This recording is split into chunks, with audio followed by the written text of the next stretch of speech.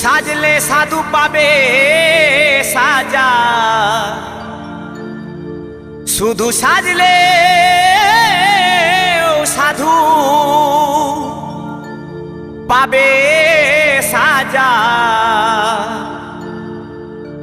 যদি সাধুর কর্ম না করে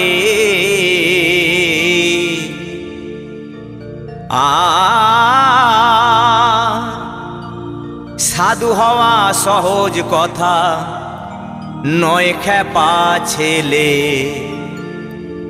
ভেবে আমার গুরুজি তো তাই বলে, আমার গোসাই জি তো তাই বলে, সাধু হওয়া